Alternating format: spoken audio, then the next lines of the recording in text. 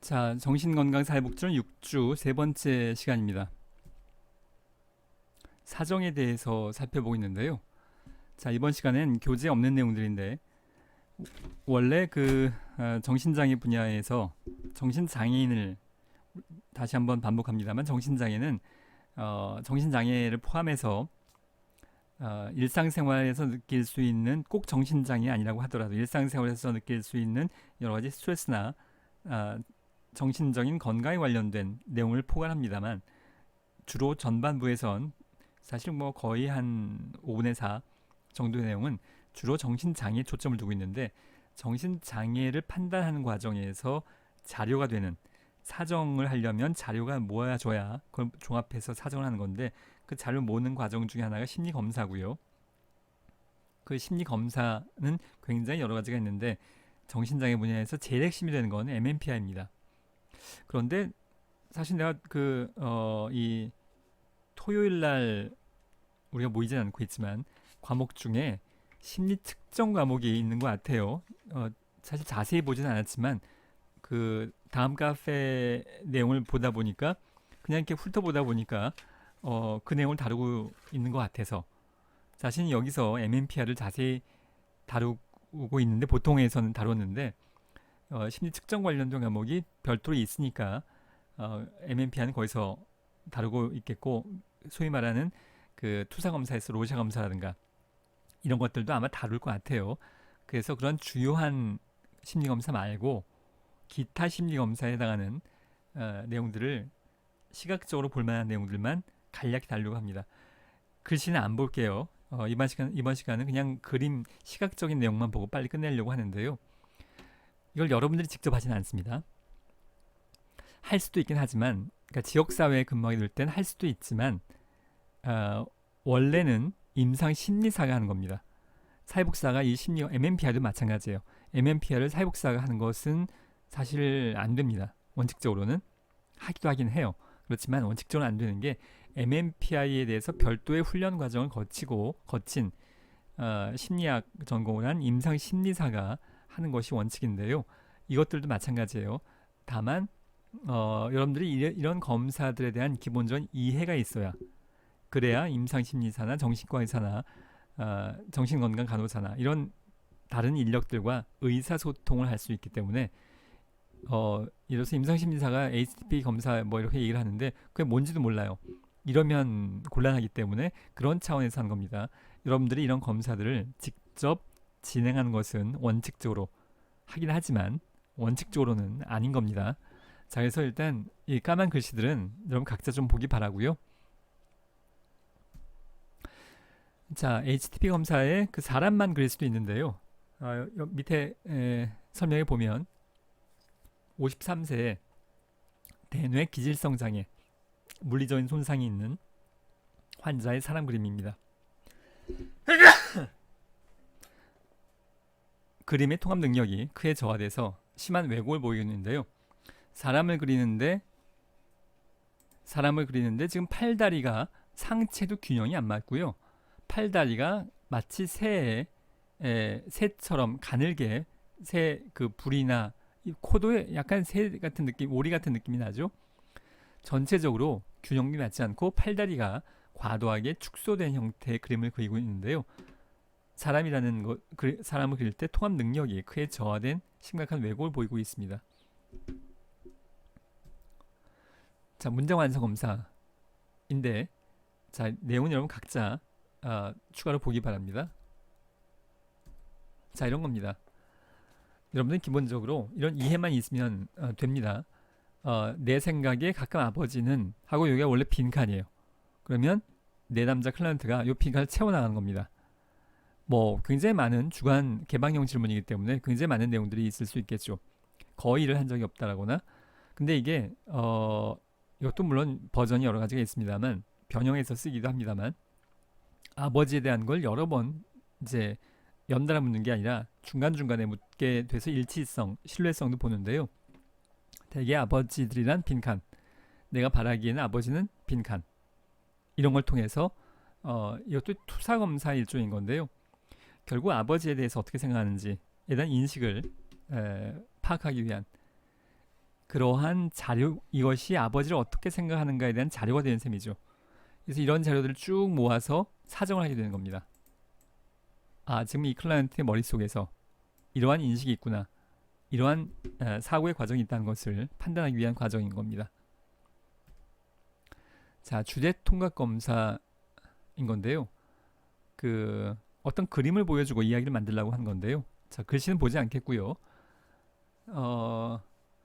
임상 현장에서 이런 겁니다. 자, 이 그림을 보고 이게 어떤 상황인지 한번 이야기해 보세요. 스토리를 만들어 보도록 하는 겁니다. 자, 여러분 이 장면이 어떤 장면인 것 같아 보이나요? 남자가 화난 것 같기도 하고요. 그리고 어딘가 나가려고 하는데 여성이 붙잡고 있는 것처럼 보이죠. 근데 이 상황에서 이 여성이 제발 가지 마세요라고 하는 것 같아요. 라고 하는 것과 너 나가면 죽는다 라고 하는 것과 굉장히 큰 차이가 있죠. 성격적인 특성이 이 이야기를 만들어나가는 과정에서 드러나게 됩니다. 이런 것을 주제 통각 검사라고 합니다. 그림을 보여주고 이야기를 만들어내도록 이 상황이 어떤지에 대해서 이야기하도록 하는 겁니다. 심리 내면이 드러나게 되는 방법 중에 하나인 셈이죠. 자, 벤더 게슈탈트 검사. 보통 BGT 이건 많이 쓰이는데요. 사실 개인의 성격적 특징까지 알아내기는 사실 어려운데 뭐 이론적으로 이렇게 표현을 해요. 따라 그리도록 하는 겁니다. 클라이언트에게 따라 그리도록 하는 거예요. 이렇게 잘 그리는지, 물론 지금 예쁘게 안 그려지는데 이래서 이걸 그리는데 이렇게 뚝 떨어져 있다거나 과도하게 겹쳐 있다거나 이런 걸 좀 보는 겁니다. 이렇게 따라 그리도록 하는 거예요. 옆에 백지를 두고. 근데 이것이 과도하게 좁히거나 또 숫자가 안 맞는다거나 다 마찬가지고요. 점점 조금 더 사실 어렵진 않지만 이런 것을 잘 따라 그릴 수 있는지에 따라서 인지 능력과 사고 능력을 판단하는 과정인 겁니다. 토큰 검사인데요. 여러 가지 도형들을 주면서 노란색 원 모양을 짚어보세요. 또는 하얀색 사각형을 노란색 원 뒤에 뭐 이런 건데요. 이런 여러 가지 사실 뭐 도화지 같은 걸로 만들 수 있는 겁니다. 색종이 같은 걸로. 오래 쓰려면 플라스틱 같은 걸 해야겠죠. 색종이는 이제 금방 파손될 거니까. 이런 걸 통해서 노란색 동그라미를 짚어보세요. 라던가 방금 앞에서 하얀색 사각형을 노란색 원 뒤에, 하얀색 사각형을 노란색 원 뒤에, 이것만 가지고는 여러 가지 또 그 선택이 가능하겠죠. 하얀색 사각형이 여러 가지가 있으니까. 자, 뭐 굉장히 단순합니다. 근데 이런 걸 통해서 이건 이제 동작까지도 볼 수 있죠. 우리가 행동도 관찰하는 거잖아요. 머릿속에 벌어지는 심리 내면뿐만이 아니라 동작, 또 역시 우리의 정신 상태를 파악하기 위한 과정 중이기 때문에 그런 시도 중에 하나이기 때문에 이런 걸 통해서 동작을 보는 것도 너무 느린지, 너무 급하게 성급하게 하는지, 잘 짚지 못한다거나 이런 것도 함께 보는 겁니다. 이런 것들이 다 신경 심리 검사라고 하는데요. 자, 위스콘신 카드 분류 검사. 자, 이런 카드가 뭐 수십 장 있습니다. 이럴 때 빨간색만 모아보세요. 또는 별 모양만 모아보세요. 색깔은 관계없고, 또는 도형이 하나인 것만, 두 개인 것만, 여러 가지 형태의 카드를 제시하면서 그 중에서 빨간색만, 또는 별 모양만, 도형이 세 개인 것만, 이런 형태로 분류를 해보라고 하는 겁니다. 레이 복합 도형 검사, 이것 굉장히 많이 쓰이는데요. 우리 앞에서 한번 다뤘던 내용이죠. 이 별 의미는 없어요. 그냥 복잡한 그림입니다. 이게 뭐 우주선 의미하는 거 아니고 아무 의미 없어요. 근데 조금 복잡한 그림이에요. 이걸 따라 그리도록 하는 겁니다. 운의 손상으로 인한 인지 기능이 분리된, 그렇게 진단받은 환자라고, 정신건강 분야에서는 정신장애, 정신병원 세팅에서 물론 환자라는 표현을 많이 씁니다. 운의 손상인 환자가 그린 레이 복합 도형이에요. 앞에 이 그림이었어요. 이걸 그렸는데 이렇게 그렸습니다. 이 정도면 정신적인 뭔가 혼란함이, 정신적인 기능에 어려움이 존재한다고 보는 겁니다.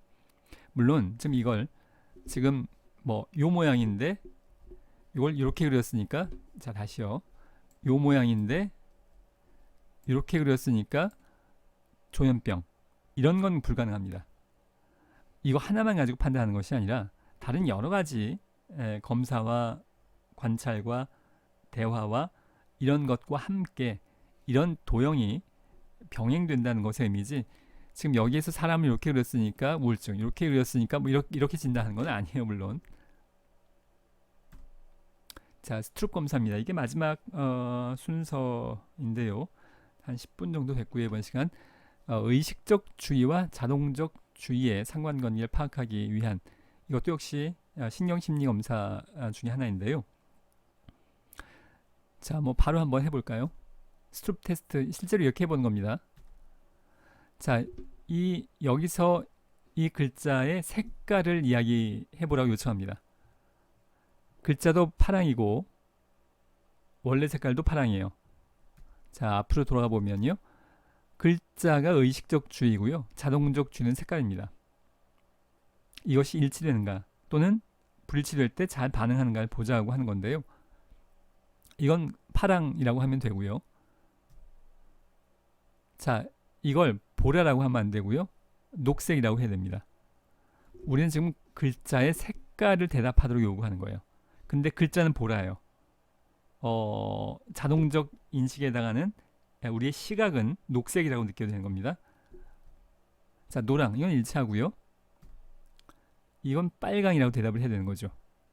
자, 이러한 과정들을 여러 카드를 통해서 과연 의식적인 과정들이 적절하게 반응하는가, 반응이 너무 느리진 않는지, 또는 틀린 대답을 너무 많이 하는지 이런 것들을 이제 점검하는 과정인 겁니다. 자, 이건 노랑이라고 대답하는 거고요. 이것도 노랑입니다. 자, 뭐 여기까지 볼 텐데요. 자, 이런 여러 가지 과정들을 통해서 우리가 지금 이번 시간에 이번 주에 다룬 내용은 사정이에요. 어세스먼트. 근데 이 사정, 판단, 이건 생각하는 과정이에요. 사회복사가. 그 전에 자료들이 쭉 모여야 됩니다. 행동에 대한 관찰, 대화 내용, 심리검사, 가정방문, 보호자 상담, 뭐 여러 가지 이런 것들이 쭉 데이터가 모여서 그걸 종합하고 판단하는 과정. 아, 이런 자료들이 이런 걸 보니까 결과들을 보니까 그래서 지금 이 환자는 어떤 어려움이 있다를 판단해 나가는 과정인 건데요. 그 과정 중에 하나가 이런 여러 가지 심리 검사들이 여기에 포함될 수 있겠고 MMPI가 가장 기본인 겁니다. 그런데 다른 과목에서 다루고 있기 때문에 여기서는 다른 여타 여러 가지 심리 검사 관련된 정신병원에서 다루어지고 있는 간단한 심리 검사들의 예시를 봤습니다. 여러분들이 이걸 직접 하는 건 아니에요.